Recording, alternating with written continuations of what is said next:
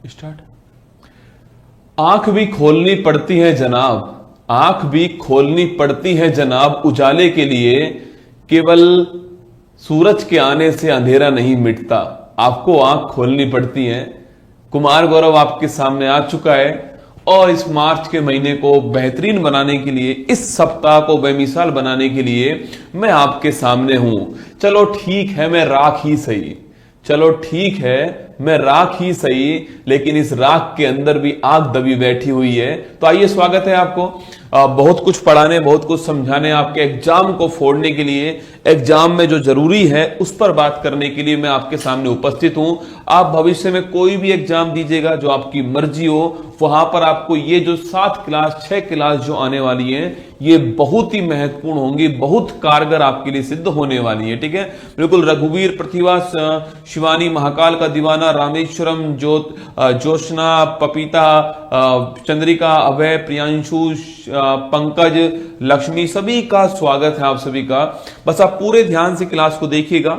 मैंने 100 महत्वपूर्ण पॉइंट्स जो हैं वो आज की क्लास के अंदर लिए हैं। आज का टॉपिक जो हमारा रहने वाला है, मैंने आपसे पहले ही पूरा टाइम टेबल शेयर कर दिया है। अब आपका कोई भी पेपर हो, कोई भी आपका मैच हो, इससे कोई फर्क नहीं पड़ता है। मेरा यही टाइम टेबल रहने वाला है। मैं आपके सामने डेली 8 बजे उपस्थित रहने वाला हूं यहां पर, जिसमें पहली क्लास पॉलिटी की आज होने वाली है, 100 इंपॉर्टेंट फैक्ट्स की क्लास होने वाली है। उसके बाद ज्योग्राफी, फिर हिस्ट्री, फिर साइंस, फिर इकोनॉमिक्स, और फिर 7 फेरे वाली सीरीज ऑल इन वन जो है ये आपकी शनिवार को होगी। ठीक है, ये 6 क्लास मिस नहीं करनी है। ठीक है, आपकी जब भी मर्जी हो क्लास ले लीजिएगा, पर ये 6 क्लास मिस मत करना।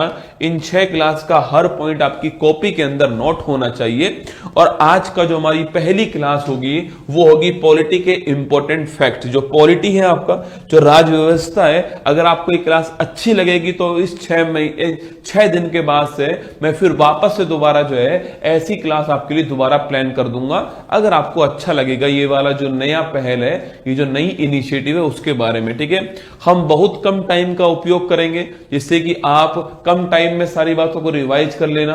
100 से ऊपर पॉइंट रहेंगे, हर पॉइंट महत्वपूर्ण। मैंने खुद अपनी तरफ से पूरा प्रयास किया इस पॉइंट को बनाने के लिए आप सभी के सामने। ठीक है, चलिए शुरुआत करते हैं। देखिए, फर्स्ट पॉइंट है संविधान सभा के गठन का विचार वर्ष 1934 में सर्वप्रथम M.N. रॉय के द्वारा प्रस्तुत किया गया। ठीक है, कभी सवाल आपसे पूछ ले भाई, संविधान सभा का जो पहली बार विचार है वो किसने प्रस्तुत किया था? तो मानवेंद्र नाथ रॉय। इनकी फुल फॉर्म क्या है? तो नाम का फुल नाम क्या है? तो मानवेंद्र नाथ रॉय जो है M.N. रॉय, इन्होंने प्रस्तुत किया। आपको ध्यान रखना है। ठीक है, तो 1934 में किया ना। संविधान सभा का गठन वर्ष 1946 में कैबिनेट मिशन योजना जो है इसके आधार पे किया गया, 1946 में हुआ। ठीक है, इस कैबिनेट मिशन में आपके कौन थे? इस कैबिनेट मिशन में पैंथिक लॉरेंस जो है 3 लोग थे। तो पैंथिक लॉरेंस जो है वो इसके अध्यक्ष थे। इसके अलावा जो है, इसके अलावा अगर पूछूं आपसे इसके अंदर, तो पैंथिक लॉरेंस इसके अध्यक्ष थे। आपको ध्यान रखना है। ठीक है, तो इसके अध्यक्ष कौन थे? पैंथिक लॉरेंस थे। और कुल मिला के 3 मेंबर इसमें शामिल थे। और 1946 में संविधान सभा जो है इसका निर्माण किया गया। इसने हर 10 लाख पर 1 सीट तय करी, और कुल मिलाकर के 389 सीट जो है इसके द्वारा तय की गई, जिसमें से 296 सीट जो है वो तो हमारे इनके ऊपर तो चुनाव की बात कही, और 93 जो सीट है आपके, ये जो देशी रियासत थे इनके लिए जो है रिजर्व कर दी गई। ठीक है, इस 296 में भी 292 सीट जो है वो जो 11 ब्रिटिश प्रांत थे उनके लिए कर दी गई, और 4 सीट जो हमारे यूटी थे उस समय आपके, उनके लिए दिल्ली, कुर्ग, बलूचिस्तान, अजमेर और मेरवाड़ा के लिए। ठीक है, भारत के संविधान का शीर्षक भारत का संविधान अनुच्छेद 393 के अंदर लिखा हुआ है। ठीक है, ये सवाल बन सकता है एग्जाम में, क्योंकि आप जानते हो सवाल पूछे भाई भारत का संविधान, कॉन्स्टिट्यूशन ऑफ इंडिया, ये लाइन कहां पर लिखी है? ये लाइन आपके आर्टिकल नंबर 393 के अंदर लिखी हुई है, 393। आपको ध्यान रखना है। ठीक है, अगला पॉइंट देखिए, 13 दिसंबर 1946 को पंडित जवाहरलाल नेहरू द्वारा प्रस्तावित प्रस्तावित उद्देश्य प्रस्ताव को संविधान सभा द्वारा 22 जनवरी 1947 को स्वीकार किया गया। ठीक है, अच्छा प्रस्तुत कब होती है? 13 दिसंबर 1946 को प्रस्तुत होती है। ठीक है, अगला पॉइंट, इसको एक्सेप्ट कब किया गया है? 22 जनवरी 1947 को इसको एक्सेप्ट किया गया और यही बाद में क्या बन गई? यही बाद में जो है वो बन चुकी है क्या? प्रस्तावना। आपको ध्यान रखना है। ठीक है, तो यही बाद में प्रस्तावना बन चुकी है, ये आपको ध्यान रखना है ना। तो प्रस्तावना कब प्रस्तुत होती है, कब आपके प्रस्तावना को स्वीकार किया गया, ये आपको ध्यान रखना है। ठीक है, भारत के संविधान की प्रस्तावना में न्याय जो है वो 3 प्रकार का है। ठीक है, कैसा है? सामाजिक है, आर्थिक है और राजनीतिक है। तो न्याय 3 तरह का है और जो लिबर्टी है वो 5 तरह की है। ठीक है, स्वतंत्रता 5 तरह की है, आपके ध्यान रखना। और जो आपकी समानता है वो 2 प्रकार की है। ठीक है, तो 3 प्रकार का न्याय, 5 प्रकार की लिबर्टी और 2 प्रकार की आपकी समानता। न्याय कौन कौन सा है? सामाजिक न्याय है, आर्थिक न्याय है और राजनीतिक न्याय है।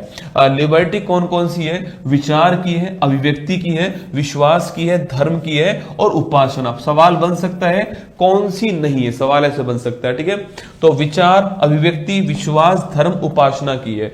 और समानता की बात करूं आपसे तो प्रतिष्ठा की है और अवसर की समानता आपको ध्यान रखना है। ठीक है, आगे देखिए, भारत के संविधान की 8वीं अनुसूची का संबंध संवैधानिक मान्यता प्राप्त भाषाओं से है और संविधान में इस अनुसूची में जो मूल संविधान था उसमें 14 भाषाएं थी और वर्तमान में उसमें 22 भाषाएं। ठीक है, तो मूल संविधान में 14 लैंग्वेज थी, वर्तमान में 22 भाषाएं। अगर पूछूं आपसे 15वीं जो भाषा थी वो 21वां संविधान संशोधन, इसके द्वारा आती है सिंधी भाषा। ठीक है, और 16, 17, 18 पूछूं आपसे, ये आती है नेपाली, मणिपुर और कोंकणी, है ना। ये आती किससे? आपके ये आती है 71 कॉन्स्टिट्यूशन अमेंडमेंट 1992 के द्वारा। ठीक है, और वहीं आपके 19, 20, 21 और 22 ये 4 लैंग्वेज जो है बोडो, डोंगरी, संथाली और मैथिली। ठीक है, ये किससे आती है? ये आती है आपके 92 कॉन्स्टिट्यूशन अमेंडमेंट जो है 2003 इसके द्वारा आती है। ठीक है, और ये कब आया था? ये आया था 1967 के अंदर आता है, आपको ध्यान रखना है। ठीक है, वर्तमान में 22 भाषाएं। आपात उपबंध संविधान के भाग 18। ठीक है, सवाल पूछे कि जो इमरजेंसी क्लॉज है वो कौन से भाग में? भाग 18 के अंदर। ठीक है, और आर्टिकल 352 से 356 के बीच में आपको ध्यान रखना है। संविधान में संशोधन से संबंधित उपबंध जो है संविधान के भाग 20 में। ठीक है, कॉन्स्टिट्यूशन अमेंडमेंट का उल्लेख कहां पर है? भाग 20 के अंदर। ठीक है, आर्टिकल कौन सा है? आर्टिकल नंबर 368 आपको ध्यान रखना है। ठीक है, कहां से लिया हमने इसको? साउथ अफ्रीका जो है यहां से लिया है। ठीक है, आपातकाल में मौलिक अधिकार पर क्या प्रभाव पड़ेगा, ये बात हमने कहां से लिए? ये बात हमने जर्मनी का जो वाइमर संविधान है वहां से लिए। कहां से लिए?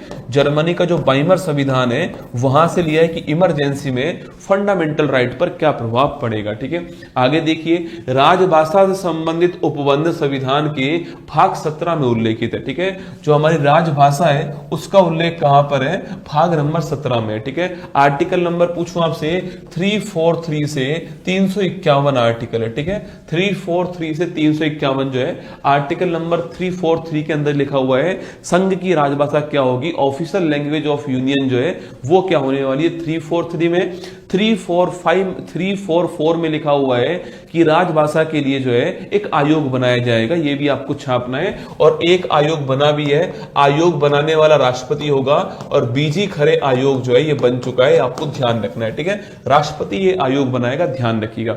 आपातकाल में अनुच्छेद 20 और 21 को निलंबित नहीं करेंगे। ठीक है, ये बड़ी महत्वपूर्ण लाइन है कि जो राष्ट्रीय आपात होता है आर्टिकल 352 उसमें सारे के सारे मौलिक अधिकार का निलंबन संभव है, लेकिन ध्यान रखना आर्टिकल 20 और आर्टिकल 21 जो है इनका सस्पेंशन संभव नहीं है, आपको ध्यान रखना है, स्टार लगाना। 44 में वैसे सारे के सारे पॉइंट स्टार किए। ठीक है, 44 में संविधान संशोधन अधिनियम 1978 द्वारा क्या दोस्तों होता है, इसके द्वारा आपके जो संपत्ति का अधिकार था उसको मौलिक अधिकार से बाहर किया गया और उसके स्थान पे जो है क्या कर दिया, उसके स्थान पर उसको विधिक अधिकार बनाया गया। ठीक है, पहले संपत्ति का अधिकार भारत में मौलिक अधिकार था, पहले 7 मौलिक अधिकार थे, वर्तमान में 6 मौलिक अधिकार है। भाग 3 की ये बात कर रहा है, इसी को मैग्ना कार्टा बोलते हैं। क्या बोलते हैं? इसी को मेग्ना कार्टा कहते हैं, आपको ध्यान रखना है, ठीक है। भाग 3 की बात कर रहा है। अच्छा, मैंने दोस्तों आपसे यहां पर ये कहा कि अब जो है क्या बन चुका है, अब जो है आर्टिकल 301 के द्वारा ये जो है एक लीगल राइट बन चुका है, कानूनी अधिकार बन चुका है, ठीक है। तो ये आपको ध्यान रखना है ना। आयरलैंड के संविधान से प्रेरित होकर के संविधान के भाग 4 में, ठीक है, संविधान का भाग 4 किसकी बात करता है, डीपीएसपी की बात करता है ना। डीपीएसपी की बात करता है, राज्य के नीति निर्देशक तत्वों की बात करता है, राज्य में पॉलिसीज कैसे बनेंगी उसकी बात करता है, ठीक है। ये भाग 4 है। आर्टिकल 36 से 51 की बात करता है। ये हमने कहां से लिए, आयरलैंड से लिए, ये आपको ध्यान रखना है, ठीक है। वही दोस्तों आर्टिकल जो 38 है वो किसकी बात करता है, लोक कल्याणकारी राज्य, ठीक है, पब्लिक वेलफेयर स्टेट जो है इसकी बात कौन करता है, आर्टिकल नंबर 38 जो है इसकी बात करता है, आपको ध्यान रखना है, ठीक है। चलिए अनुच्छेद 44 की बात करूं आपसे, आर्टिकल 44 यूनिफॉर्म सिविल कोड की बात करता है, ठीक है। मतलब कि जो भी दोस्तों दीवानी जो मामले होते हैं, जैसे कि संपत्ति का मामला है, गोद लेने का मामला है, विवाह का मामला है, तलाक का मामला है, इन सब मामलों के अंदर चाहे आप किसी भी धर्म के हो, किसी भी जाति के हो, इन सब मामलों में सभी के लिए कानून एक समान होगा। ये है यूनिफॉर्म सिविल कोड। लेकिन किसके लिए होगा, ये सिविल मामलों के अंदर होने वाला है, ठीक है। ये बात कहां पर, आर्टिकल नंबर 44 में लिखी हुई है, ठीक है। अच्छा, सवाल पूछूं आपसे, अभी इसके लिए बिल लाने वाला राज्य कौन सा है, उत्तराखंड अभी इसके लिए बिल ला चुका है और इसको लागू भी कर चुका है उत्तराखंड अपने वहां पर, ठीक है। भारत के संविधान के 42वां संविधान संशोधन, आप सभी परिचित है, 42वां संविधान संशोधन 1976 की बात कर रहा है, ठीक है। इसे मिनी कॉन्स्टिट्यूशन ऑफ इंडिया कहते हैं। बहुत बड़ा चेंज जो है इसके द्वारा किया गया, आप जानते हो, ठीक है। इसके द्वारा एक तो भाग 4A को जोड़ा गया, ठीक है। तो भाग 4A जो है इसको जोड़ा गया था इसके द्वारा, जो कि आप जानते हो कौन, जो कि जो है मौलिक कर्तव्य का भाग था, सरदार स्वर्ण सिंह कमेटी भी बनती, ये भी आपको परिचित हो इससे ना। भाग 4A के अंदर जो है आर्टिकल 51 आता है और इसके अंदर 10 मौलिक कर्तव्य जो है वो इसके द्वारा जोड़े गए, ठीक है। वर्तमान में 11 हो चुके हैं, एक और जुड़ चुका है जो आगे हम बात करेंगे, ठीक है। 42वां देखो, भारत के संविधान के 42वें संविधान संशोधन अधिनियम 1976 द्वारा संविधान के भाग 4 के पश्चात एक नया भाग 4A जो है आर्टिकल 51 जोड़ा गया, जिसके द्वारा पहली बार संविधान में नागरिकों के मूल कर्तव्यों को समाविष्ट किया गया, जिसकी संख्या 10 थी, किंतु 86वें संविधान संशोधन 2002, ठीक है, एजुकेशन संबंधित था। इसके द्वारा आर्टिकल 51A में पार्ट के जोड़ा गया था, जो कि नॉलेज एजुकेशन के लिए, ठीक है, के फॉर नॉलेज एजुकेशन के लिए था। 86वां संविधान संशोधन। वर्तमान में कुल 11 क्या है मौलिक कर्तव्य, आपको ध्यान रखना है, ठीक है। लोकसभा के निर्वाचित मेंबर दोस्तों ना, राष्ट्रपति के निर्वाचन में कौन कौन भाग लेगा, ठीक है। देखो, भारत का एक राष्ट्रपति होगा, ये बात कहां पे लिख रही है, ये दोस्तों बात आर्टिकल नंबर 52 में लिख रही है, ठीक है। राष्ट्रपति के पास कार्यपालिका शक्ति होंगी, ये बात कहां पर है, आर्टिकल 53 में। उस राष्ट्रपति के चुनाव में कौन कौन भाग लेगा, ये बात कहां पर है, आर्टिकल नंबर 54 में, जिसको हम क्या बोलते हैं, निर्वाचक मंडल कहते हैं, ठीक है, इलेक्टोरल कहते हैं, निर्वाचक मंडल। आप तो पूरी क्लास लो और फिर मुझे बताना आप जो है कि ये क्लास आपके लिए कितनी उपयोगी है ना। निर्वाचक मंडल कहते हैं उसको, ठीक है, इलेक्टोरल उसको कहते हैं ना। इसमें कौन कौन भाग लेता है बेटा, ध्यान रखना, आपके जो निर्वाचन में कौन कौन भाग लेगा, इलेक्टेड एमपी भाग लेंगे, पहली बात तो नॉमिनेटेड भाग नहीं लेंगे, ठीक है, चाहे लोकसभा चाहे राज्यसभा दोनों में से इलेक्टेड भाग लेंगे।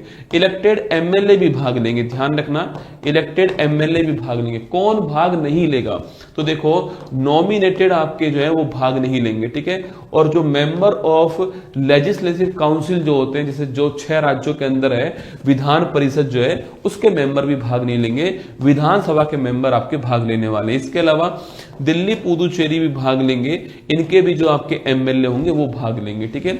ये बात कहां पे लिखी हुई है, ये बात जो आर्टिकल नंबर 54 में लिखी हुई है। और आर्टिकल 55 में मैनर ऑफ इलेक्शन, निर्वाचन का तरीका क्या होगा वो लिखा हुआ है, सिंगल ट्रांसफरेबल वोट सिस्टम होगा, एकल संक्रमणीय मत पद्धति होने वाली है और अप्रत्यक्ष चुनाव होगा, इनडायरेक्ट इलेक्शन होगा, आपको ध्यान रखना है, ठीक है। चलिएगा आगे बढ़िएगा। अगला क्वेश्चन देखो लिखा हुआ, राज्यों की विधान परिषद के निर्वाचित मेंबरों को राष्ट्रपति के निर्वाचन में मताधिकार प्राप्त नहीं होगा, ध्यान रखना। मृत्युदंड को क्षमा करने वाला एकमात्र अधिकारी राष्ट्रपति है, ठीक है।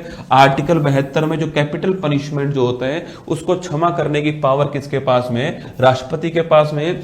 इसलिए दोस्तों राष्ट्रपति के पास में न्यायिक शक्ति भी है। कभी कभी सवाल पूछता है क्या राष्ट्रपति अर्ध न्यायिक संस्था है, तो बिल्कुल है, उसके पास में कैपिटल पनिशमेंट को माफ करने की पावर है।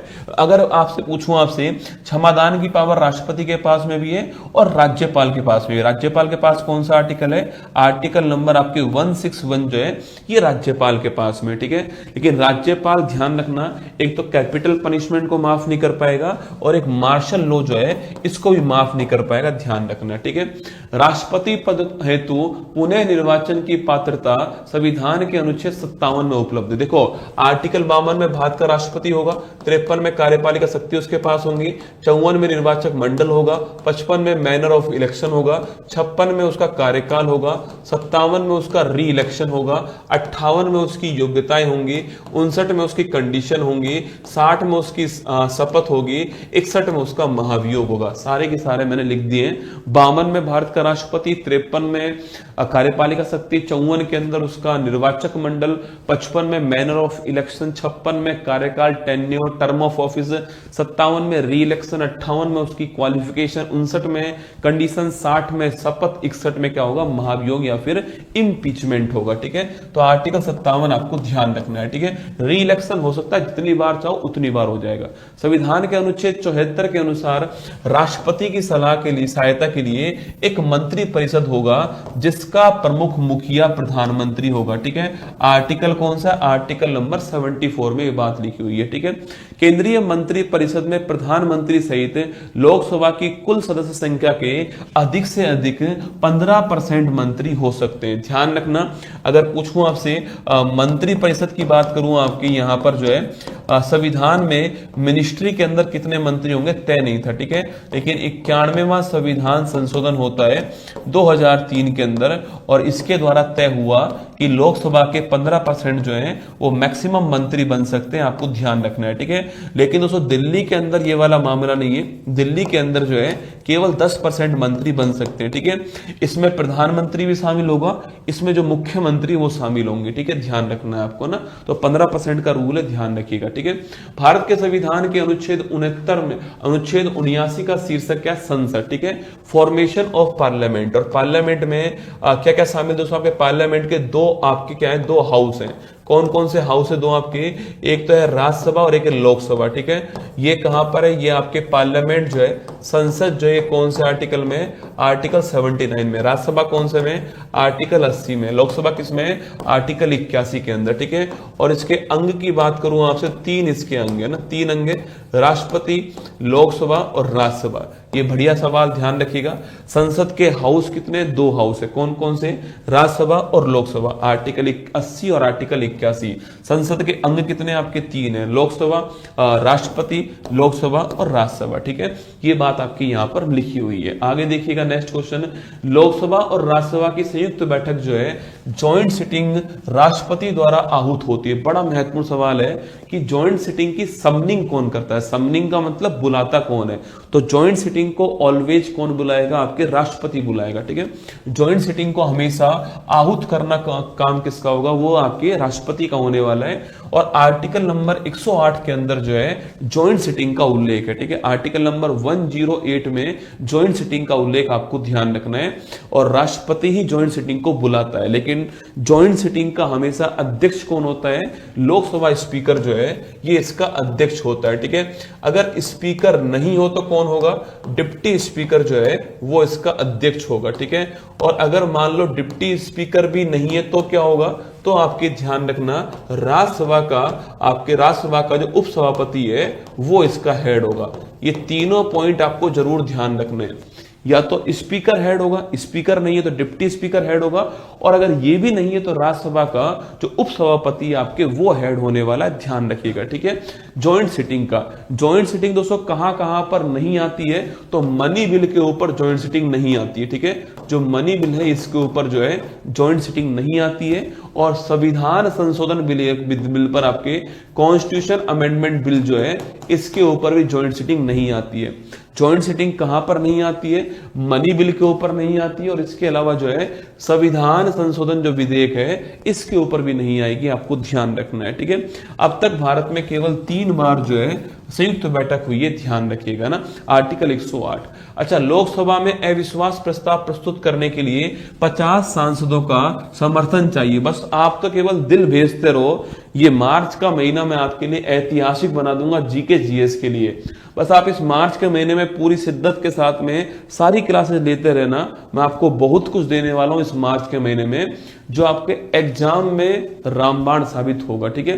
तो अगर पूछे आपसे, जो नॉन कॉन्फिडेंस जो मोशन होता है वो लोकसभा के अंदर आता है, पहली बात तो ये ध्यान रखना, ठीक है। वो किस में आएगा, लोकसभा के अंदर आएगा। कितने मेंबर की अनुमति चाहिए आपके, 50 सांसद चाहिए, आपको ध्यान रखना है। संसद के प्रत्येक सदन का अधिवेशन गठित करने के लिए गणपूर्ति, कोरम, इंग्लिश में क्या बोलते हैं, कोरम। देखो जो भी की वर्ड है मैं आपको इंग्लिश में बोल रहा हूं, ठीक है। आहूत होता है समनिंग करना, क्या समनिंग करना, और आपके अविश्वास का मतलब होता है नॉन कॉन्फिडेंस मोशन, ठीक है। गणपूर्ति जो होता है इसका इंग्लिश वर्ड क्या, कोरम, क्या है सो इसका इंग्लिश वर्ड कोरम है। मतलब किसी भी सदन की बैठक को चलाने के लिए जो न्यूनतम मेंबर चाहिए होते हैं उसे कोरम कहते हैं, और यहां पर 1/10 होता है। कितना होता है, 1/10 कोरम होता है, ठीक है।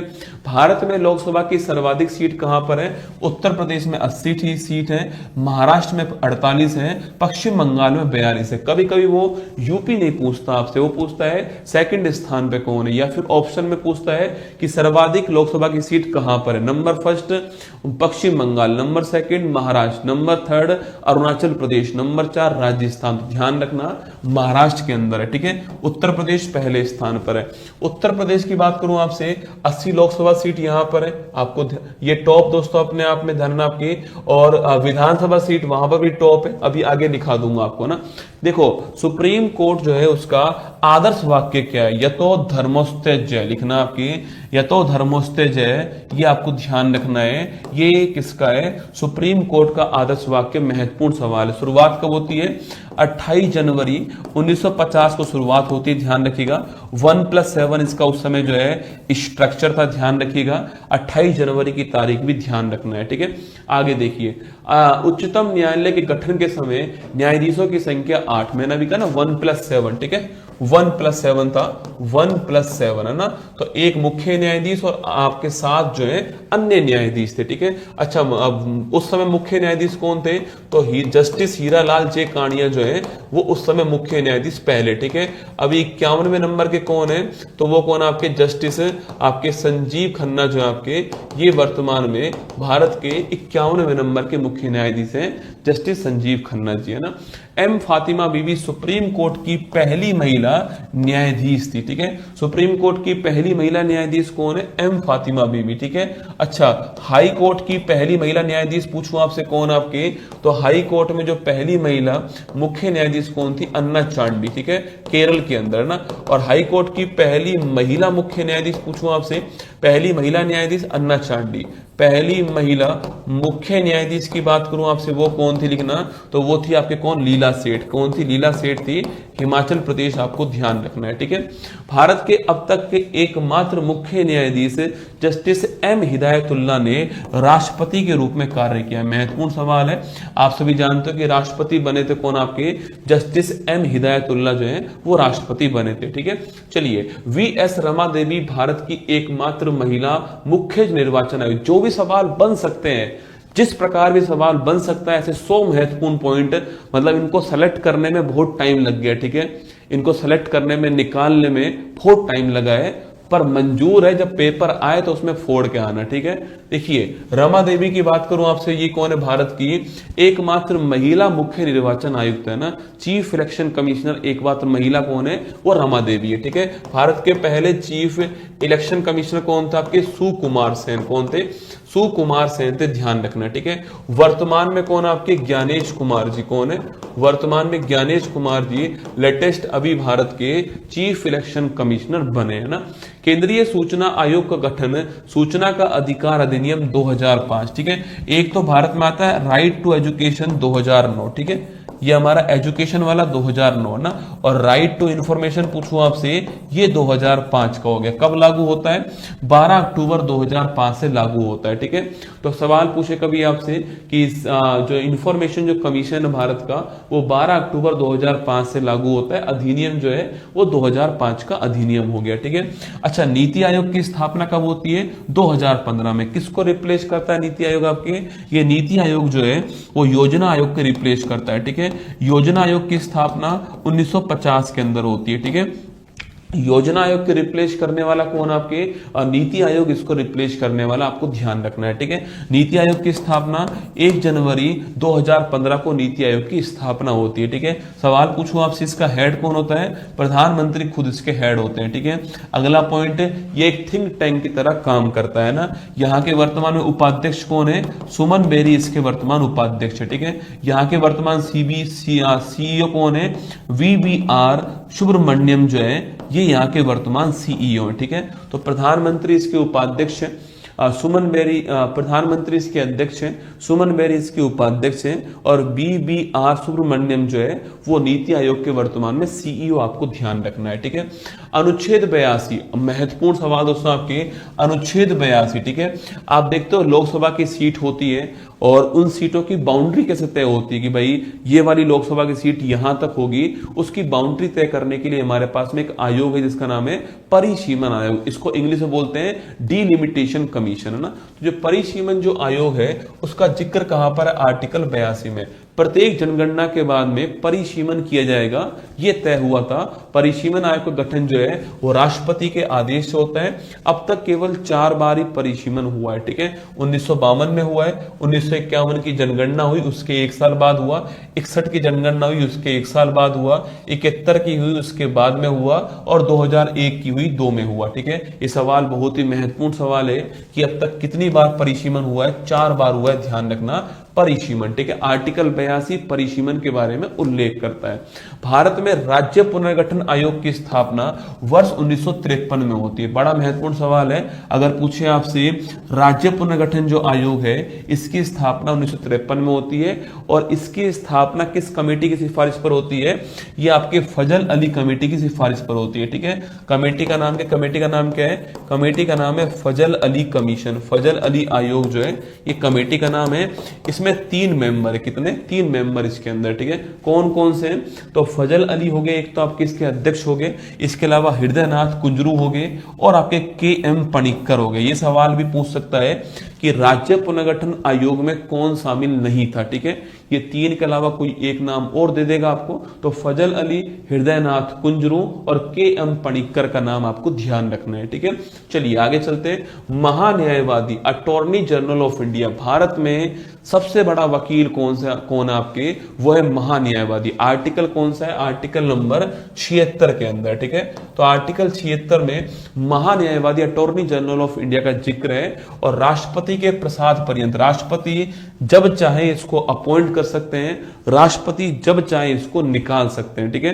पूरी तरह राष्ट्रपति के प्रसाद पर्यंत जो है ये अपने पद पर रहता है महान्यायवादी, आर्टिकल 76, ठीक है। वही राज्य में कौन होता है, राज्य में होता है एडवोकेट जनरल, ठीक है। इसको बोलते हैं महाधिवक्ता। इसका आर्टिकल कौन सा है, इसका आर्टिकल है 165, ठीक है। तो राज्य में महाधिवक्ता होता है, आर्टिकल नंबर 165, और सेंटर में आपके महान्यायवादी होता है ना। 42वां संविधान संशोधन अधिनियम 1976 को लघु संविधान भी कहते हैं, ठीक है। इसके द्वारा बहुत सारा चेंज हमारे संविधान दोस्तों आता है। एक तो भाग 4A आया जिसको हम बोलते हैं मौलिक कर्तव्य, फंडामेंटल ड्यूटी, आर्टिकल नंबर 51 है, ठीक है। एक तो वो आ गया इसके द्वारा, ठीक है। एक दोस्तों इसके अलावा भाग 14A भी आता है, ठीक है, जिसको क्या बोलते हैं, आर्टिकल नंबर 323A और आर्टिकल नंबर 323B कहते हैं। प्राधिकरण जो है, ट्रिब्यूनल जो है, उसकी बात यहां पर की गई है, ठीक है। इसके बाद दोस्तों आर्टिकल पूछो पूछूं आपसे 48A जो है अभी आगे आने वाला है, बताऊंगा आपको। आर्टिकल नंबर 48A भी इसके द्वारा आया, ठीक है। आर्टिकल नंबर 39 जो ए है आपके, वो भी फ्री लीगल एड, आपके निःशुल्क कानूनी सहायता जो है वो भी इसके द्वारा संविधान के अंदर जोड़ी गई, ठीक है। इसके बाद जो आप प्रस्तावना में संशोधन की बात करूं आपसे, तो वो भी किससे होता है, इसी के द्वारा प्रस्तावना के अंदर जो है अमेंडमेंट भी किया गया, संशोधन भी किया गया, ठीक है। और दोस्तों इसी के द्वारा राज्य सूची से 5 विषय को निकाल करके समवर्ती सूची के अंदर ट्रांसफर किया गया है, जिसमें एजुकेशन शामिल है, शिक्षा शामिल है, आपके वन शामिल है, वन्य जीव शामिल है उसके अंदर, आपके माप तोल शामिल है उसके अंदर, और न्याय प्रशासन जो है ये शामिल है। तो 5 चीजें जो है आपके राज्य सूची से निकल करके समवर्ती सूची के अंदर आती है, कौन कौन लिस्ट के अंदर आती है, आपको ध्यान रखना है। भारत के संविधान में अब तक 106 संवैधानिक संशोधन हो चुके हैं। 106वां संवैधानिक संशोधन को नारी शक्ति वंदन अधिनियम कहते हैं, ध्यान रखना। अर्जुन मेघवाल जी ने पेश किया था इसको नए पार्लियामेंट हाउस के अंदर। भारत के संविधान में अब तक 106 कॉन्स्टिट्यूशन अमेंडमेंट जो है वो डन हो चुके हैं, ठीक है। अभी दोस्तों जो आपके वन नेशन वन इलेक्शन जो है वो अभी पारित नहीं हुआ है, ठीक है। वन नेशन वन इलेक्शन जो है ये पारित नहीं हुआ है। रामनाथ कोविंद कमेटी की सिफारिश पर जो है इसको लाया गया। अभी बिल है ना, ये केवल अभी बिल है। बिल जब पार्लियामेंट से पारित होता है, राष्ट्रपति जी साइन करते हैं, तो बिल क्या बन जाता है, अधिनियम बन जाता है ना। सेंट्रल विजिलेंस कमीशन की स्थापना संथानम समिति की सिफारिश पर होती है। लगाओ स्टार। सवाल पूछे कि भाई सेंट्रल विजिलेंस कमीशन जो है, सीवीसी जो है, इसकी स्थापना किसकी सिफारिश पर होती है, संथानम समिति की सिफारिश पर इसकी स्थापना होती है। बंगाल के पहले governor general Lord Warren Hasting, दोस्तों ना लॉर्ड को हटाओ पहले, तो आपके झंडूबाम वॉरेन हेस्टिंग जो है ये बंगाल के पहले गवर्नर जनरल। अच्छा, बंगाल के पहले गवर्नर कौन थे, तो बंगाल के पहले गवर्नर थे झंडूबाम क्लाइव। कौन थे, झंडूबाम क्लाइव जो है ये आपके पहले गवर्नर। बंगाल के पहले गवर्नर जनरल कौन बन गए, वॉरेन हेस्टिंग्स, ठीक है। भारत के पहले गवर्नर जनरल पूछू कौन बनते हैं आपके, तो विलियम बेंटिक। कौन बनता है, विलियम बेंटिक बनता है, ठीक है। और भारत का पहला वाइसरॉय कौन बनता है, तो भारत का पहला वाइसरॉय जो है ये बनता है कौन, आपके कैनिंग। कौन बनता है, कैनिंग जो है भारत का पहला वाइसरॉय, ठीक है। अच्छा, पहला भारतीय, पहला और अंतिम भारतीय गवर्नर जनरल कौन बनते हैं, सी राजगोपालाचारी। इनके बाद में ये पोस्ट समाप्त कर दी, ध्यान रखना, ठीक है। तो भारत के पहले भारतीय और अंतिम भारतीय गवर्नर जनरल कौन बने, सी राजगोपालाचारी, आपको ध्यान रखना है।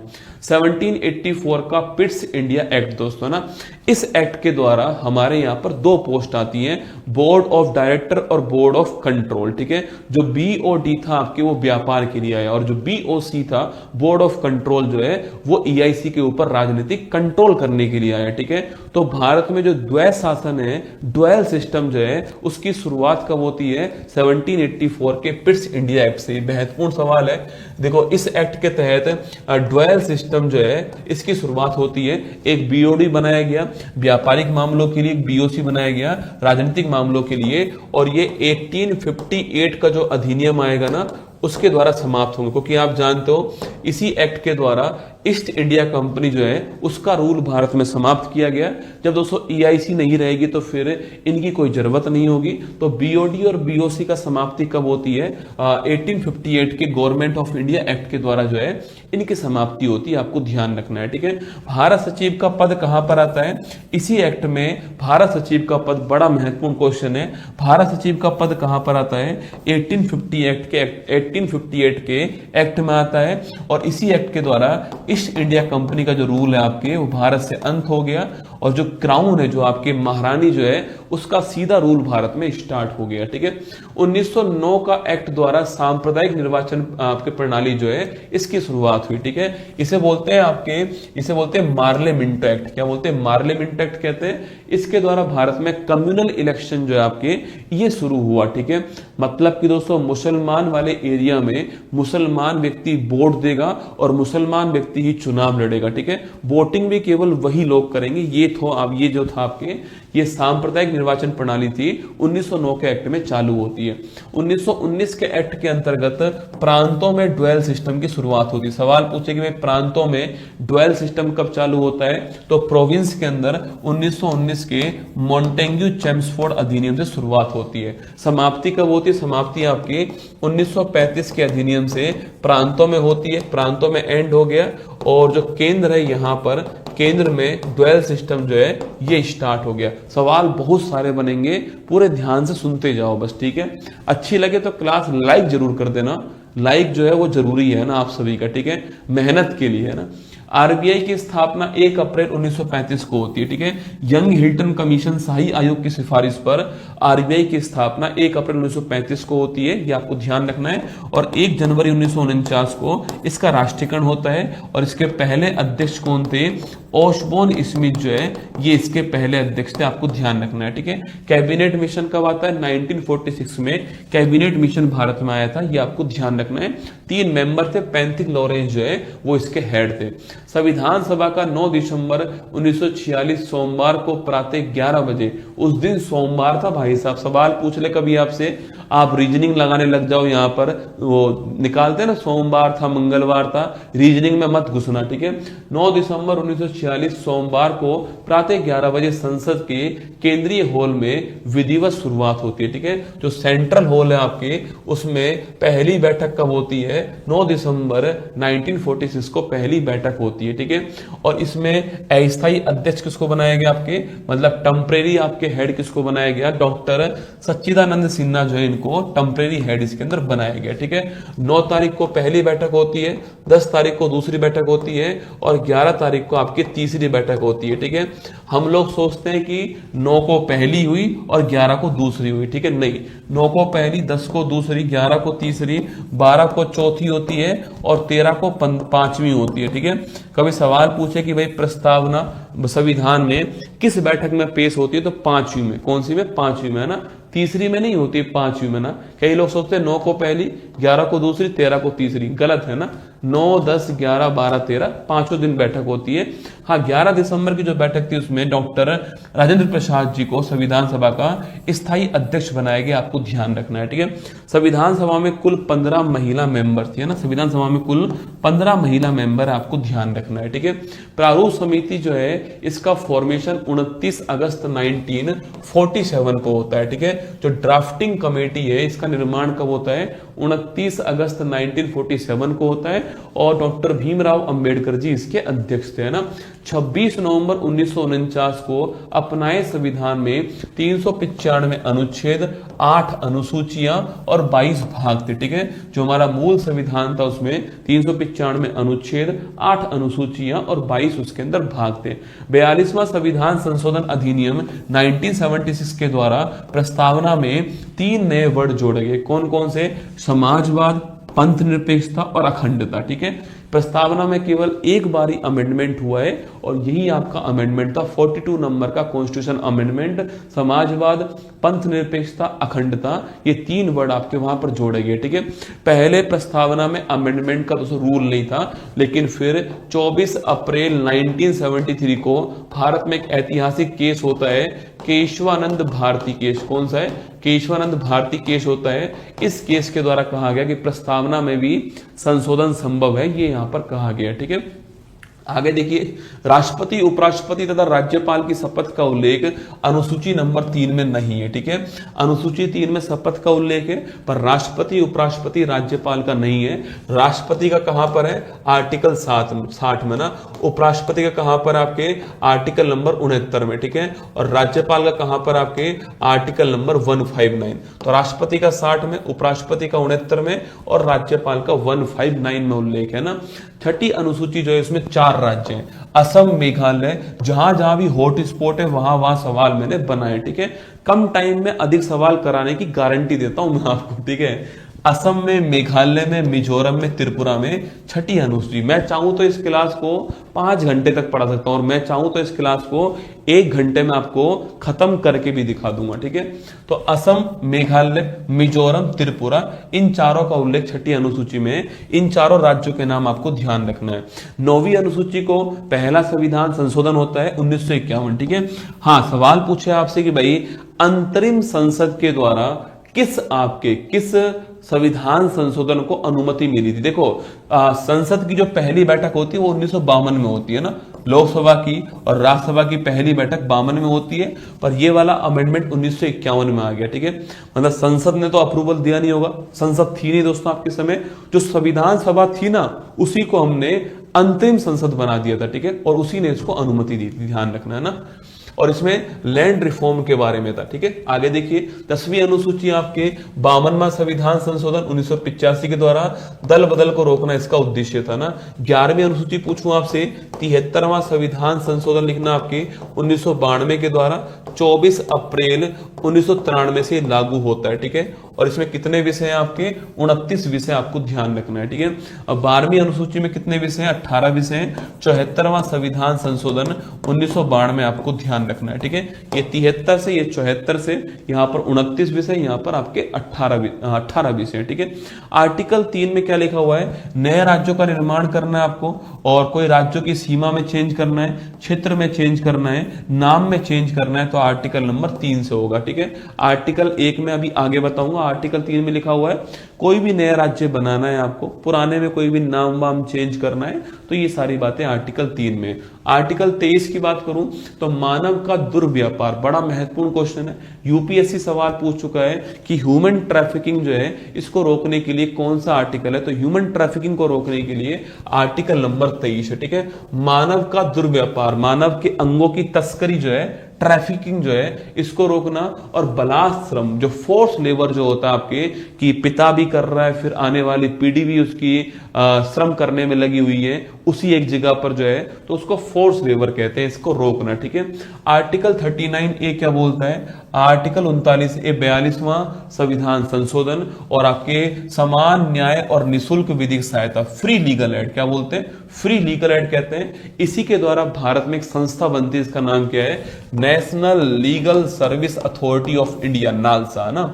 आर्टिकल नंबर 48A की बात करूं आपसे, तो आर्टिकल 48A 42 कॉन्स्टिट्यूशन अमेंडमेंट 1976 हो गया।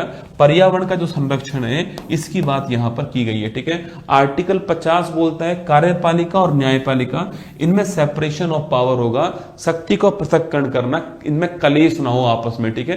तो आर्टिकल 50 जो है कार्यपालिका, सरकार और जो न्यायपालिका कोर्ट है, इनमें कलेश को रोकने के लिए आर्टिकल 50 आया है। आर्टिकल 85 महत्वपूर्ण आर्टिकल है बेटा, संसद जो है उसके सत्र की शुरुआत का कैसे होगी, कौन शुरुआत करेगा, समाप्ति कौन करेगा, समनिंग कौन करेगा, सत्राउत कौन करेगा, सत्रावसान कौन करेगा, ये सारी बातें आर्टिकल 85 में लिखी हुई है। और ये पावर किसके पास होती है? ये पावर होती है राष्ट्रपति के पास में। कोई भी सत्र चालू करना है या समाप्त करना है, ये पावर किसके पास में? ये पावर जो है राष्ट्रपति के पास में। लेकिन दोस्तों अगर किसी सत्र को बीच में रोकना हो, स्थगित करना हो, इसको बोलते हैं एडजॉर्न करना हो, ठीक है। स्थगित करना हो, एडजॉर्न करना हो, तो ये पावर उस सदन के जो हेड होंगे उनके पास होगी, ठीक है। अगर लोकसभा के अंदर हो रही है तो स्पीकर के पास होगी, राज्यसभा में हो रही है तो किसके पास होगी? आपके जो उपराष्ट्रपति उनके पास होगी, ठीक है। तो सदन को स्थगित करने की पावर किसके पास में? ये जानना है आपके उस सदन के हेड के पास में। बाकी सदन को शुरू करना हो, समाप्त करना हो, विघटन करना हो, ये पावर किसके पास में होगी? राष्ट्रपति के पास में। Article number 85।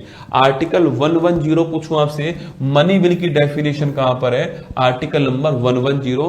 और मनी बिल केवल और केवल जो है लोकसभा में पेश होगा, आपको ध्यान रखना है, ठीक है। आर्टिकल 112, हमारे संविधान में जो बजट है उसका कोई उल्लेख नहीं है। हमारे संविधान में बजट के स्थान पर एनुअल फाइनेंशियल स्टेटमेंट वर्ड का उल्लेख है। आर्टिकल 112 के अंदर एक साल का जो व्यय और जो आय है उसका लेखा जोखा। आर्टिकल 143, ठीक है।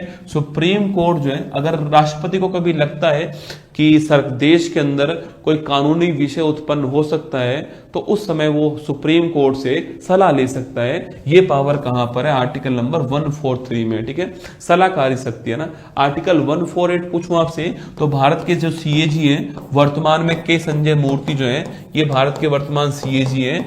तो centre comptroller and auditor general जो है इसका उल्लेख आर्टिकल नंबर 148 के अंदर है। आर्टिकल नंबर 161 पूछूं आपसे, महत्वपूर्ण क्वेश्चन दोस्तों आपके, जो पावर राष्ट्रपति के पास आर्टिकल 72 में वही पावर राज्यपाल के पास कहां पर है? आर्टिकल नंबर 161 में। बस दो पावर नहीं है, मार्शल लॉ को सजा को माफ करना और कैपिटल पनिशमेंट को माफ करना, ठीक है।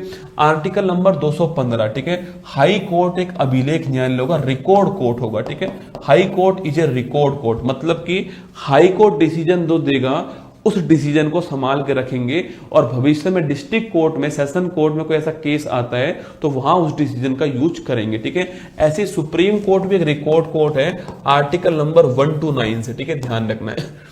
आर्टिकल नंबर 241 पूछूं आपसे, मतलब यूटी के अंदर जो हाई कोर्ट है इसका प्रावधान आर्टिकल नंबर 241 के अंदर है। आर्टिकल नंबर 263 पूछूं आपसे, जो अंतरराज्य जो परिषद है इसके संबंध में बात कहां पर? आर्टिकल नंबर 263 में, ठीक है। जो इंटर स्टेट जो काउंसिल है इसका उल्लेख कहां पर है? आर्टिकल नंबर 263 के अंदर है। और इसके हेड कौन होते हैं? प्रधानमंत्री खुद इसके हेड होते हैं ना। आर्टिकल नंबर 266, ठीक है, कंसोलिडेटेड फंड जो है जिसको हम बोलते हैं संचित निधि कहते हैं, ठीक है। भारत सरकार एक भी रुपया जो खर्च करती है वो कहां से निकालती? यहां से निकालती है, ठीक है, कंसोलिडेटेड फंड से निकालती है। यहां से पैसा निकालने के लिए एक बिल लाना पड़ता है आपको। अगर 1 रुपया भी निकालना, 98 भी निकालनी है ना तो भी बिल लाना पड़ेगा। कौन सा? विनियोग विधेयक, अप्रोप्रिएशन बिल, आर्टिकल नंबर 114 के द्वारा, ठीक है।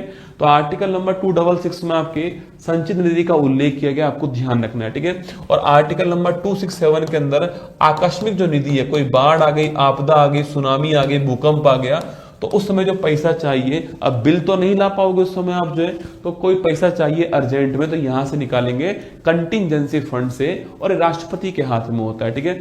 आर्टिकल नंबर 279A जो है जीएसटी का उल्लेख, जीएसटी काउंसिल का उल्लेख यहां पर, जीएसटी काउंसिल का 101वां संविधान संशोधन आपको ध्यान रखना है, ठीक है। जीएसटी काउंसिल का उल्लेख कहां पर? आर्टिकल नंबर 279A में। जीएसटी की जो रेट होती है 0%, 5%, 12%, 18%, 28%, वो तय करता है जीएसटी काउंसिल। और इसका हेड हमेशा कौन होता है? इसका हेड हमेशा वित्त मंत्री होता है। अभी जैसलमेर राजस्थान में इसकी बैठक हुई थी, है ना। आर्टिकल नंबर 312 पूछूं आपसे, ऑल इंडिया सर्विस जो है ना, ऑल इंडिया सर्विस जो है, जैसे कि आपके आईएएस हो गई या फिर आईपीएस हो गई या फिर इंडियन फॉरेस्ट सर्विस हो गई आपके, ये सारी की सारी क्या है? ऑल इंडिया सर्विस है। ये आर्टिकल नंबर 312 में इसका उल्लेख है ना। आर्टिकल 315 पूछूं आपसे तो यूपीएससी और स्टेट पीसीएस का उल्लेख कहां पर है? आर्टिकल 315 में। और यूपीएससी की स्थापना कौन सा कमीशन था? ली आयोग जो है इसकी सिफारिश पर इसकी स्थापना होती है। आर्टिकल नंबर 326 पूछूं आपसे, जो वोट डालने का जो अधिकार मिला है, वैक्स जो मताधिकार है सभी को दिया गया आपके, वो आर्टिकल नंबर 326 के अंदर, ठीक है। ये सवाल भी यूपीएससी अपने सिविल सर्विस एग्जाम में पूछ चुका है। वैक्स मताधिकार का उल्लेख आर्टिकल नंबर 326 के अंदर। आर्टिकल 338 पूछूं आपसे तो national commission for schedule caste जो है ये आर्टिकल नंबर 338 है। इसी से अलग होकर क्या बन गया? National commission for schedule tribe बन गया, आर्टिकल 338A हो गया। और 89वां संविधान संशोधन 2003 हो गया, ठीक है। तो 89वां संविधान संशोधन 2003 के द्वारा national commission for schedule tribe जो है आर्टिकल 338A के द्वारा बनाएगी, आपको ध्यान रखना है, ठीक है। आर्टिकल नंबर 343 की बात करूं आपसे, ऑफिशियल लैंग्वेज ऑफ यूनियन जो है इसकी बात यहां पर की गई है, ठीक है। अभी दोस्तों इसमें एक और अमेंडमेंट हो चुका है, 102वां संविधान संशोधन, और 338B भी आ चुका है, ठीक है। 338B भी आ चुका है जिसमें किसका उल्लेख आपके? National commission for backward classes, ठीक है। तो national commission for backward classes कहां पर है? आर्टिकल नंबर 338B के अंदर है। और संविधान संशोधन कौन सा है? 102वां कॉन्स्टिट्यूशन अमेंडमेंट, आपको ध्यान रखना है, ठीक है। और 103वां किसके लिए? 103वां जो अमेंडमेंट है वो ईडब्ल्यूएस जो है उसके लिए 10% जो रिजर्वेशन है उसका उल्लेख 103 के अंदर है ना। 1 अक्टूबर 1953 को आंध्र प्रदेश ब्रिटिश भाषा के आधार पर गठित होने वाला पहला राज्य बन गया, ठीक है, 1953 के अंदर। 6 अगस्त 2019 को जम्मू कश्मीर राज्य पुनर्गठन अधिनियम 2019 के अनुसार, ठीक है, कब की बात है, 19 के अनुसार धारा 370 को समाप्त कर दिया गया।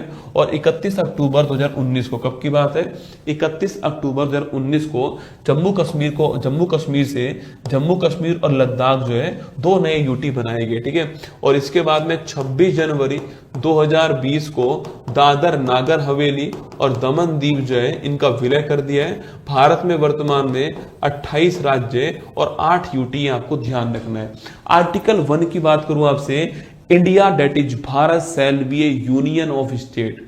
India that is Bharat shall be a union of state. India जो कि भारत है, ठीक है, इंडिया जो कि भारत है वो यूनियन ऑफ स्टेट होगा। तो भारत के लिए 2 वर्ड का उल्लेख संविधान के अंदर किया गया। कौन कौन से, भारत वर्ड और इंडिया वर्ड। हिंदुस्तान वर्ड का उल्लेख संविधान के अंदर नहीं है, ठीक है। और ये यूनियन ऑफ द स्टेट है, आपको ध्यान रखना है। पूर्वोत्तर परिषद, नॉर्थ ईस्ट काउंसिल, हमारे यहाँ पर दोस्तों रीजनल काउंसिल है, ठीक है। जैसे कि उत्तर के विकास के लिए उत्तर आपके नॉर्थ काउंसिल है, ठीक है, ईस्ट के लिए ईस्ट है ना, साउथ के लिए साउथ है, वेस्ट के लिए वेस्ट है और मिड के लिए आपके मिड है। तो ऐसी 5 थी, है ना। लेकिन 1971 जो अधिनियम था इसके द्वारा नॉर्थ ईस्ट काउंसिल बनाएगी, आपको ध्यान रखना है, ठीक है।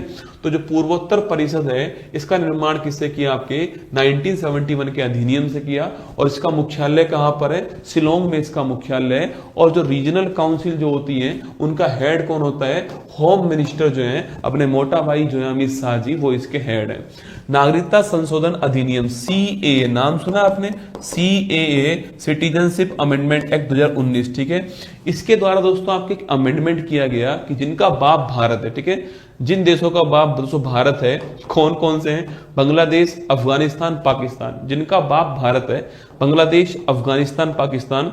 यहां पर जो माइनॉरिटी ग्रुप होंगे, देखो यहां पर तीनों की तीनों इस्लामिक कंट्री है, तो मुस्लिम यहां पर माइनॉरिटी नहीं होगा। यहां पर मुस्लिम के अलावा सब लोग माइनॉरिटी में, जैसे कि हिंदू हो गए, ईसाई है, जैन है, पारसी है, बौद्ध है, सिख है, सब माइनॉरिटी में है। तो उन जो आपके माइनॉरिटी जो ग्रुप है आपके, अगर वो भारत में आना चाहे तो भारत जो है उनको सिटीजनशिप देने के लिए तैयार है, ठीक है। सिटीजनशिप अमेंडमेंट एक्ट 19 से इस संशोधन के द्वारा अफगानिस्तान, बांग्लादेश, पाकिस्तान के हिंदू, सिख, बौद्ध, जैन, पारसी या ईसाई समुदायों के प्रवासियों को भारतीय सिटीजनशिप देने का प्रावधान है ना। SC ST के लिए दोस्तों एक एक्ट भारत के अंदर है और वो अधिनियम कब का है, 1989 का एक्ट है। इसको बोलते हैं एट्रोसिटी एक्ट। क्या बोलते हैं, इसी को बोलते हैं इंग्लिश में एट्रोसिटी एक्ट कहते हैं, मतलब कि अनुसूचित जाति जनजाति अत्याचार निवारण अधिनियम कहते हैं 1989 का। डॉक्टर अंबेडकर जी ने आर्टिकल 32 को संविधान की हृदय और आत्मा कहा है, ठीक है। आर्टिकल 32 संवैधानिक उपचारों का अधिकार, आप जानते ही हो आर्टिकल 32 है। और अगर आपके मौलिक अधिकार का उल्लंघन होता है तो आप आर्टिकल 32 के द्वारा सुप्रीम कोर्ट पहुंच जाइए। सुप्रीम कोर्ट आपके मौलिक अधिकारों को दिलवाने की गारंटी प्रदान करता है। गारंटी वर्ड लिखा हुआ है यहाँ पर। और गारंटी के लिए 5 तरह की रिट जारी करेगा, बंदी प्रत्यक्षीकरण, हैबियस कॉर्पस, परमादेश मैंडेमस, अधिकार प्रक्षता, क्यो वारंटो, प्रतिषेध और आपके कौन सा है, प्रतिषेध और आपके उत्प्रेषण, ठीक है। सरदार स्वर्ण सिंह कमेटी की सिफारिश पर 42वां संविधान संशोधन के द्वारा 1976 में भाग 4A या फिर फंडामेंटल ड्यूटी को जोड़ा गया, ठीक है। राष्ट्रपति उपराष्ट्रपति पद के लिए न्यूनतम आयु कितनी होती है, 35 वर्ष होती है, ठीक है। देखो राष्ट्रपति के लिए कितनी चाहिए, 35 ईयर, उपराष्ट्रपति के लिए 35 ईयर, राज्यपाल के लिए 35 ईयर, है ना। लोकसभा MP के लिए 25 वर्ष, राज्यसभा MP के लिए 30 वर्ष होती है ना।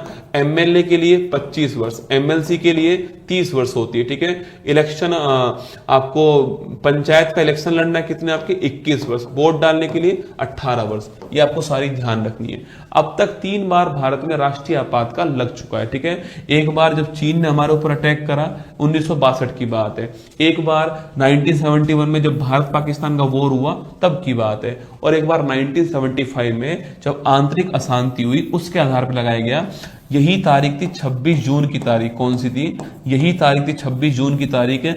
और अभी आप जानते हो, अभी क्योंकि लगाने वाली गवर्नमेंट इंदिरा गांधी जी की गवर्नमेंट थी, तो अभी जो आपके सरकार आई है रसगुल्ला, उस सरकार ने 26 जून को संविधान हत्या दिवस घोषित किया, आप जानते हो, ठीक है। तो 3 बार भारत में आपातकाल लगा है, 1962, 1971 और 1975 में, ठीक है। भारत के राष्ट्रपति बनने वाले पहले लोकसभा स्पीकर को, पहले लोकसभा अध्यक्ष नीलम संजीव रेड्डी। ये सवाल भी पूछता है कि भाई भारत में ऐसे कौन से राष्ट्रपति है जो राष्ट्रपति बनने से पहले स्पीकर रह चुके हैं, आपके नीलमा संजीव रेड्डी। ये निर्विरोध राष्ट्रपति भी भारत में रह चुके हैं, मतलब इनके सामने कोई भी खड़ा नहीं हुआ, ठीक है। आर्टिकल नंबर 64, उपराष्ट्रपति राज्यसभा का पदेन सभापति होगा, एक्स ऑफिसो चेयरपर्सन, मतलब कि जो भी उस पोस्ट पर व्यक्ति होगा वो अपने आप जो है राज्यसभा का अध्यक्ष बन जाएगा। आर्टिकल नंबर 64 में बात लिखी हुई है, ठीक है। 13 मई 1952 को राज्यसभा की पहली बैठक होती है, ठीक है। इसी दिन राज्यसभा की होती है, इसी दिन लोकसभा की पहली बैठक, स्टार लगाना। 13 मई 1952 को राज्यसभा की और लोकसभा की पहली बैठक होती है। अभी डिस्टर्ब मत करो रसगुल्ला ना, अभी केवल कंटेंट पर ध्यान दो। अभी तो तोली है मुट्ठी भर जमीन, अभी पूरा आसमान बाकी है, ठीक है। अभी तो मैंने मार्च की शुरुआत की रसगुल्ला ना, आगे आगे देखो होता है क्या। लोकसभा के पहले उपाध्यक्ष कौन आपके, देखो अरे डोपा, अध्यक्ष नहीं पूछा है बेटा, है ना, अध्यक्ष। मैंने सवाल सारे चुन चुन के निकाले। लोकसभा के पहले अध्यक्ष कौन है, आप जानते हो कि गणेश वासुदेव मावलकर है, पर कई लोग जल्दबाजी में क्या करते हैं, जल्दबाजी में इसको अध्यक्ष पढ़ लेंगे ना। अध्यक्ष की बात नहीं कर रहा हूं, उपाध्यक्ष की बात कर रहा हूं, ठीक है। श्री एम अनंत शयनम अयंगर, स्टार लगाना। लोकसभा के पहले उपाध्यक्ष कौन है, श्री अनंत शयनम अयंगर जो है लोकसभा के पहले उपाध्यक्ष है ना। 18वीं लोकसभा के प्रोटेम स्पीकर पूछूं आपसे, ये आपके भर्तृहरि मेहताब है, ठीक है। स्पीकर नहीं पूछ रहा हूं, प्रोटेम स्पीकर पूछ रहा हूं। कौन सी लोकसभा वर्तमान में आपके 18वें नंबर की, अभी चुनाव हुए, ठीक है। महाराष्ट्र की उत्तर पश्चिम मुंबई लोकसभा सीट से शिवसेना उम्मीदवार रविंद्र दत्ताराम बाईकर ने लोकसभा चुनाव 24 की सबसे कम अंतर से 48 वोटों से जीत दर्ज की। सबसे बड़ी जीत कहां पर हुई है, शंकर लालवानी जी ने इंदौर से। सबसे बड़ी जीत आपके शंकर लालवानी जी इंदौर से, और सबसे छोटी जीत पूछूं आपसे, वो रविंद्र दत्ताराम जी का आपके कहां से, मुंबई सीट से हुई है 48 वोटों से, ठीक है। वर्तमान में केवल 6 राज्यों में विधान जो परिषद है वो विद्यमान है। कौन कौन से आपके, तू भी मजा कर, कौन सा है, तू भी मजा कर, आपको ध्यान रखना है, ठीक है। तू भी मजा करना। T for Telangana, U for Uttar Pradesh, BHI for Bihar हो गया, M for Maharashtra, A for Andhra Pradesh, KR for Karnataka, ठीक है। तो तेलंगाना, उत्तर प्रदेश, बिहार, महाराष्ट्र, आंध्र प्रदेश, कर्नाटक, है ना। उत्तर प्रदेश में हाईएस्ट है 100 सीट, कितनी है, 100 सीट, है ना। उत्तर प्रदेश, कर्नाटक 75, महाराष्ट्र 78 है, बिहार में 75 है, आंध्र प्रदेश 58 है, तेलंगाना में 40, कुल मिला के 6 है ना। भारत में विधानसभा में न्यूनतम सीट कहां पर है, पुदुचेरी में। अगर पूछे आपसे न्यूनतम सीट वाला राज्य कौन सा है, तो राज्य होगा कौन, सिक्किम होगा, ठीक है। सिक्किम में कितनी है आपके, सिक्किम में 32 सीट है ना। तो न्यूनतम सीट वाला राज्य पूछूं आपसे, वो कौन होगा आपके, वो है आपके सिक्किम, ठीक है। और न्यूनतम सीट पूछो कहां पर आपके, तो वो है पुदुचेरी, आपको ध्यान रखना है, ठीक है। आगे बढ़िए। भारत का संविधान 26 नवंबर 1949 को तैयार होता है। 26 नवंबर की तारीख को हमने पहले विधि दिवस के रूप में बनाया, वर्तमान में हम इसको संविधान दिवस के रूप में बनाते हैं, ठीक है। अब देखिएगा, डॉक्टर भीमराव अंबेडकर की जयंती 125वीं जयंती के उपलक्ष्य में 26 नवंबर 2015 को पहली बार भारत सरकार द्वारा संविधान दिवस संपूर्ण भारत में मनाया गया था। ये आपको ध्यान रखना है, ठीक है। सवाल कभी कभी पूछता है कब स्टार्ट हुआ, तो 26 नवंबर 2015 से स्टार्ट हुआ है। उपलक्ष्य क्या था आपके, क्या कारण था उस तारीख को, क्योंकि उसी दिन अंबेडकर साहब जी की 125वीं जयंती थी, इसलिए स्टार्ट किया गया, ठीक है। उच्चतम न्यायालय ने केशवानंद भारती केस में आपके 24 अप्रैल 1973, अब तक सुप्रीम कोर्ट की सबसे बड़ी जो आपके बेंच है वो इसी में बैठती है, केशवानंद भारती केस 24 अप्रैल 1973 को। इस केस में कहा गया कि प्रस्तावना जो है उसमें संशोधन हो सकता है। संसद संविधान के किसी भी भाग में अमेंडमेंट कर सकती है, बस केवल संविधान की जो मूल भावना है, बेसिक स्ट्रक्चर ऑफ कॉन्स्टिट्यूशन, उसको नहीं छेड़ेगी, ठीक है। तो बेसिक स्ट्रक्चर ऑफ कॉन्स्टिट्यूशन जो है, संविधान का जो मूलभूत ढांचा है, यह सिद्धांत आपके यहां पर आता है। बड़ा महत्वपूर्ण सवाल है। आर्टिकल 15, 16, 19, 29 और 30 जो है, ये केवल आर्टिकल किसके लिए आपके, ये केवल भारतीयों के लिए है, विदेशियों के लिए नहीं है। कौन कौन सा, 15, 16, 19, 29, 30 ये केवल भारतीयों के लिए, विदेशियों के लिए ये आर्टिकल नहीं है, ध्यान रखना है, ठीक है। भारत के संविधान में 44 नंबर का संशोधन अधिनियम 1978 से, देखो हमारे संविधान में जो आर्टिकल 352 है ना, उसमें मूल संविधान में उसके 3 आधार थे। एक युद्ध था, एक आपके बाह्य आक्रमण था, और एक आपके आंतरिक अशांति थी, इंटरनल डिस्टरबेंस था, ठीक है। जब 1975 में इसका दुरुपयोग करके नहीं भारत में इमरजेंसी को लगाया गया, तो उसके बाद सरकार चेंज हुई, और 1978 में जब सरकार चेंज होती है, मोरारजी साहब जो है जनता पार्टी से प्रधानमंत्री बनते हैं, तो वो पहले काम करते हैं क्या, इस आंतरिक अशांति वर्ड को हटा देते हैं और इसके स्थान पर आर्म रिवोल्ट, आपके है ना, सशस्त्र विद्रोह जो है, इस वर्ड को जोड़ते हैं, ठीक है। तो ध्यान रखिएगा 1978 में इस वर्ड को हटाया गया था, आपको ध्यान रखना है, ठीक है। अनुच्छेद 361 में राष्ट्रपति और राज्यपाल के लिए विशेष अधिकार, देखो हमारे पास आर्टिकल नंबर 14 कहता है कि सभी कानून के समक्ष समान होंगे, ठीक है। इक्वलिटी बिफोर लॉ की बात करता है, रूल ऑफ लॉ की बात करता है आर्टिकल नंबर 14, लेकिन उसका अपवाद कौन सा है, आर्टिकल नंबर 361 जो उसका अपवाद है, जो राष्ट्रपति और राज्यपाल को विशेष अधिकार की बात करता है, ठीक है। मुख्य चुनाव आयुक्त का कार्यकाल 6 वर्ष या फिर 65 वर्ष की एज पूरी होना, जो भी पहले होगी वो होगी, ठीक है।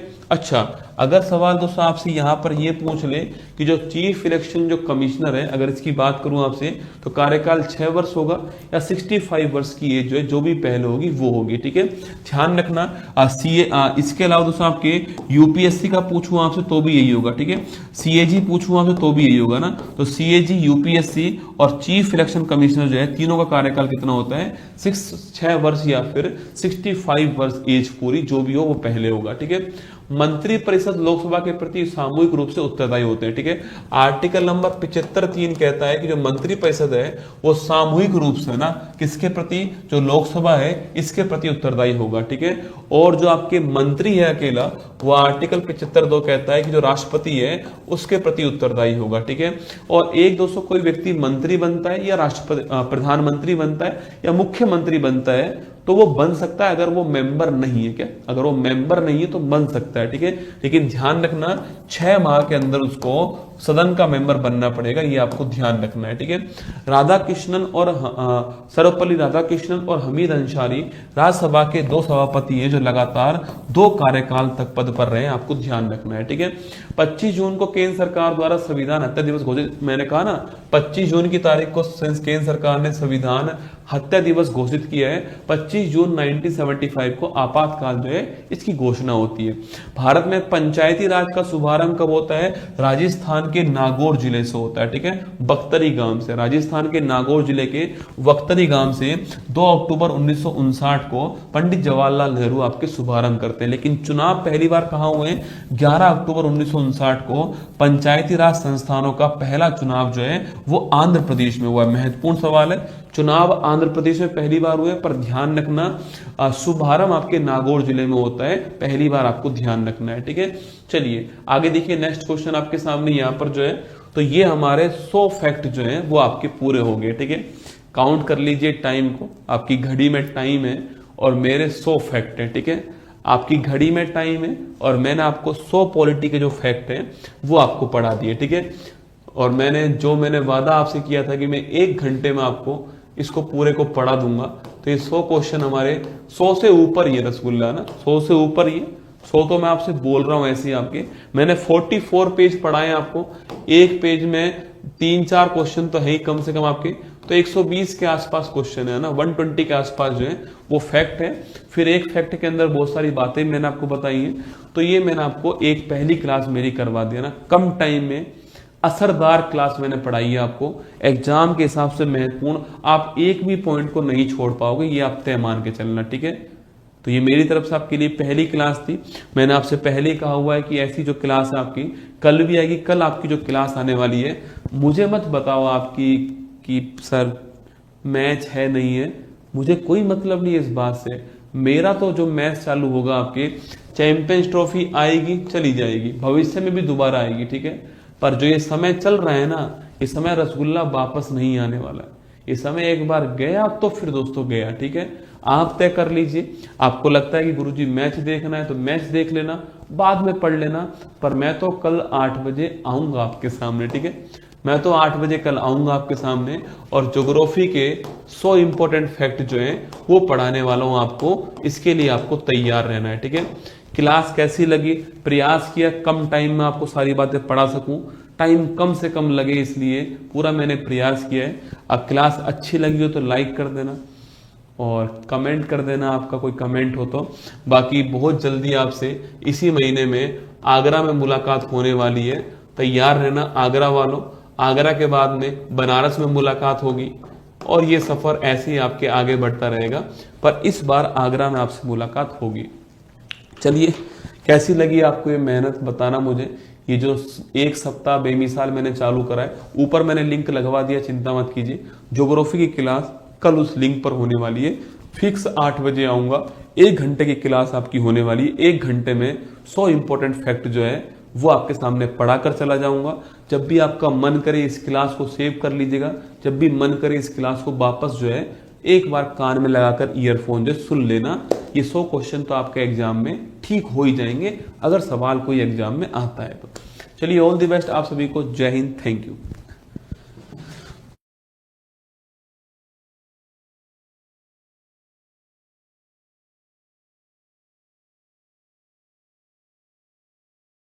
मुश्किल नहीं कुछ भी इस दुनिया में, तू जरा कोशिश तो कर, ख्वाब बदलेंगे हकीकत में, तू जरा हिम्मत तो कर। अपने सपनों को उड़ान देने के लिए आज ही सब्सक्राइब कीजिए उत्कर्ष चैनल को।